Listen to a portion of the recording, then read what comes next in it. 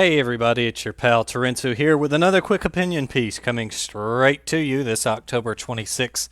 So the latest hot button issue in gaming, at least for today or the moment, or what people are pissed off about at the second. Bethesda saying that they basically value gaming press and gaming articles and reviews, and then turn around and saying that they are only going to give review copies out one day before release. That's one day. Now, if you've ever played a Bethesda RPG or anything that Bethesda likes to publish, you know good and well it takes a lot more than a day to really get into the meat and the thick of this thing. A lot of people posting thoughts on this so far. The big ones I've seen are Jim Sterling and of course Total Biscuit, and I pretty much agree with everything those guys have to say. I wanted to add in a few of my own twists and turns to it. I mean, come on, guys. This includes a lot of bad things going on with gaming right now. It includes increasingly greedy and shifty practices by AAA developers. It includes problems with hype culture. It includes problems with the pre-order culture. I would just ask you to think back to Teenage Mutant Ninja Turtles and DuckTales. All right, on the NES, those two games. I want you to think back to those games. Now, if you're like me and every other gamer on the internet, you played those games and you thought that they were amazing, great games. And then you went back and played them, and you realized that Teenage Mutant Ninja Turtles 1 on the NES is terrible, it's hard, it's poorly designed, mechanically it's bad. And you also realize that DuckTales is hard as balls. That game is tough. It's really hard to beat. Good game, but still really hard. All that being said, I now want you to think about Skyrim, the very first time you played Skyrim. Maybe not even Skyrim. Maybe we'll just stick to Skyrim or Oblivion. And of course, I say this because Skyrim Remastered is coming out. I have no doubt that lots of people who loved Skyrim when it first came out are going to go and play Skyrim Remastered. They'll probably buy it regardless of whether it's good or not, whether reviews come out or not. And some people are probably going to be disappointed. And I'll tell you why. We have become, as gamers, addicted to feelings, right?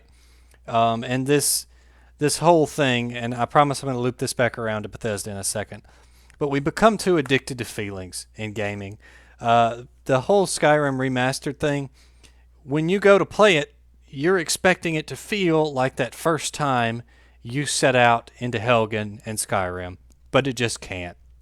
Just like Teenage Mutant Ninja Turtles and DuckTales are not the same way you felt about them when you were little. In fact, I wrote an article. It was called something like Innovation Kills Experience or something like that. I'll try to link it below. But essentially, the first time you experience something is the last time you experience it for the first time. That's a common theme with movies, and it applies to video games too.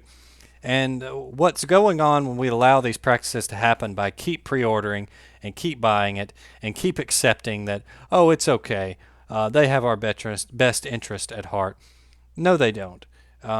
Bethesda said that we want everyone, including those in the media, to experience our games at the same time, and that is the reason that they're bringing them out to reviewers only the day before. That's a crock.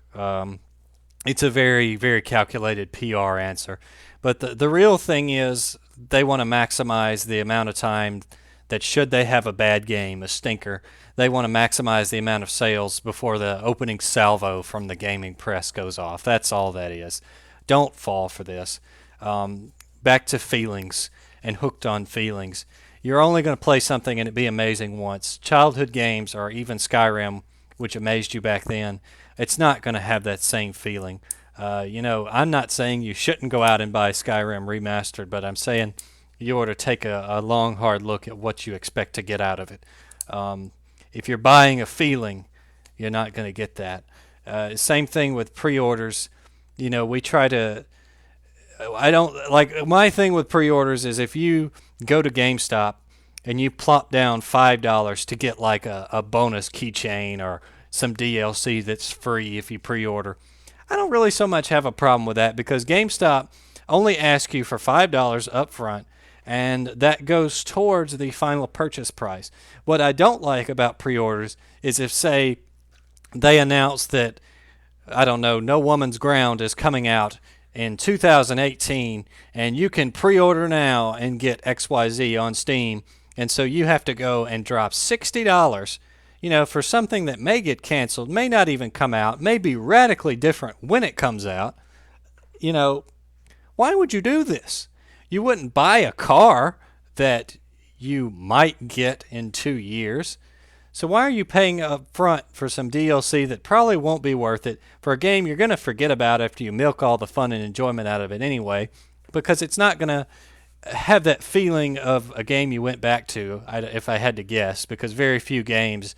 I feel like most gamers, they enjoy certain types of games that they will play and buy when they come out. And then they have a smaller core group of games that they will go back to. And most of those games are either series from their childhood that they like, or games that just really hit the sweet spot for them and they really love it. Like me, I still play the original Mortal Kombat trilogy. That's 1, 2, and 3, those three games, Ultimate 3. I still pick up and play those probably at least 2 or 3 times a month. I do play the new Mortal Kombats when they come out, but it's because of that feeling I get from them of being a child. I will always go back to those games, but I know that inevitably, when Mortal Kombat 11 comes out, I'll be crazy about it for a few months, and then I'll drift back to Mortal Kombat 1 and 2 because it's a set of core games, right? So, my challenge to everybody is, if you're going to pre-order a game, go the GameStop route. Don't pre-order places where you have to pay 60 up front. It's just not good practice. Don't do that, all right? Plop down the 5 at GameStop and then go pick it up when you want it or get your money back if you don't. I don't really like a lot of stuff that GameStop does, but I mean, that is one thing I agree with is their pre-order policy, how you can just go and drop the 5 and then get it back or put it towards the purchase price of the final game. That's fair. Don't go waste $60 on something you don't know what it's going to be like. Because essentially, and Total Biscuit talked similar vein to this, but it's my opinion that pre-order culture thrives on a feeling. And I'm guilty of this too back in college and high school when I was a younger, less educated individual. Tekken was a big thing. New mainline Tekken games, they're very rare. You get one every 5, 6, 7 years. They're not very frequently releases. But for Tekken 5 and 6, I distinctly remember going to GameStop months before the game came out and putting up the full purchase price of the game. And it's because of the feeling that it gave me. We consume so much media in our culture that our patience has gone to zero. The inability to wait for things is rampant. And so I feel like people are encouraged to put down money on a pre-order because it gives you that feeling that you are somehow getting the game without getting it. It's like you're removing obstacles to the game for yourself, right? It's like, okay, the game is not out yet, but I can go pay for it. I've got that removed. I've knocked down that obstacle.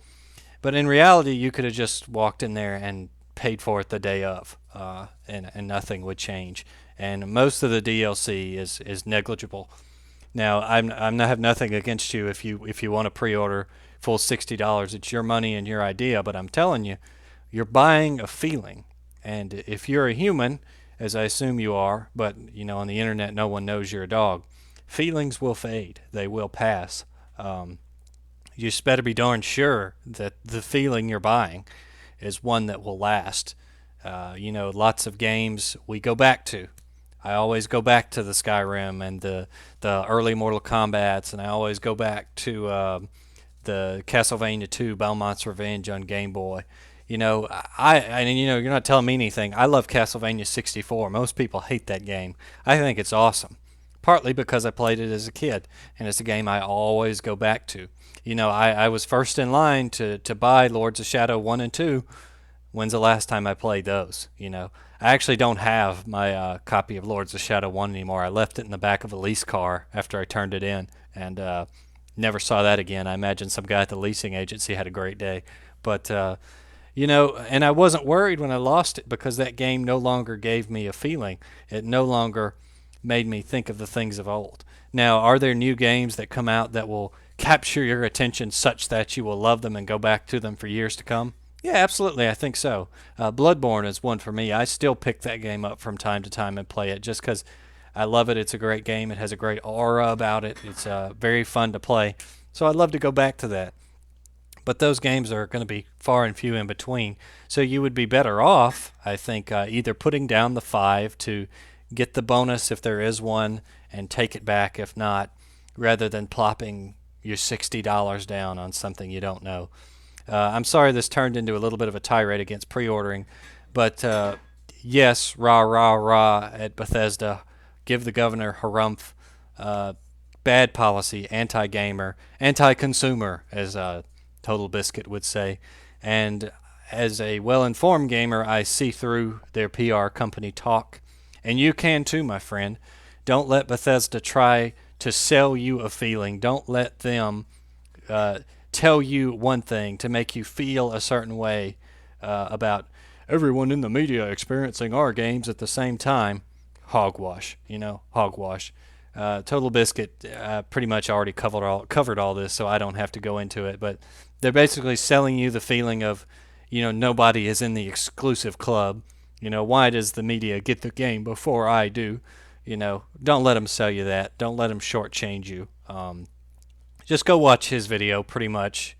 He pretty much says everything I'd like to say besides what I've already said. But shame on you, Bethesda. And a lot of people do have a good feeling about Bethesda, so that's probably why this is kind of shocking to a lot of people. It's kind of like when I talked about in an earlier video how you expect the big bad EA or the Ubisoft to do you wrong, but when your buddy Bethesda here, oh, Bethesda made Skyrim and they made Oblivion or published them, they're our buddy. At the end of the day, no, they're not your buddy. None of them are. There's some companies better than others, but they all ultimately exist for the almighty dollar. So come on, guys. Don't accept this. Don't pre-order games unless you just want to. Unless maybe all you've got is GameStop and they get you with the oh, we're still handing out pre-orders. Um, just pre-order what you know you're gonna love. I know that I'm stupid and I will buy Mortal Kombat regardless because I'm a big super fan of the series. So I just go ahead and put the $5 down at GameStop and get whatever the dumb pre-order bonus is. Because if it's Mortal Kombat related, I'm stupid and I want to collect it. Um, but like with Shin Megami Tensei Apocalypse, I just strolled into Walmart and bought that thing. No need to pre-order something like that. Unless, like Jim Sterling points out, it's a game that there's going to be limited copies of. It's something niche. Then by all means, go plop the 5 at GameStop. Digitally they're not going to run out of digital copies, right? So don't ever pay $60 for that. But if you want the physical copy and it's rare, yeah, go plop the $5 down at GameStop. But anyway, this is Terensu signing out. I do have another video. I'm hoping to finish it and start the upload tonight. It is a full-fledged Terensu Reviews episode. Be sure to leave a comment below on this topic, and once I get the Terensu Reviews up, be sure to leave some comments and feedback on that. I'm really going to try to retool that series going forward. I was watching a few of the older videos in that series, and they're just bad. The quality is not good. It's not acceptable. It's no surprise the series hasn't really gone as far as I would like it to. But I'm going to try to move that in a different direction with more editing, more writing, a few more sight gags, and those kind of funny things within my means. I'm not the richest gamer, but I do hope to add a camera to the arsenal soon so we can get some more film shots. Anyway, if you hear that rattling in the background, that is Bella. She is trying to bring me her dog bowl to tell me it's empty and how bad of a pet owner I am. If you'll excuse me, I am now going to go burn every game that I ever pre-ordered as penance for my stupidity in contributing to a toxic culture. Bella? Bella? You want to pre-order No Man's Sky? You want to pre-order? What do you think about pre-ordering No Man's Sky? You want to play No Man's Sky? Yeah, No Man's Sky. Let's pre-order No Man's Sky. You want Bella? Bella Boo? No Man's Sky? You want to play? You want to play No Man's Sky?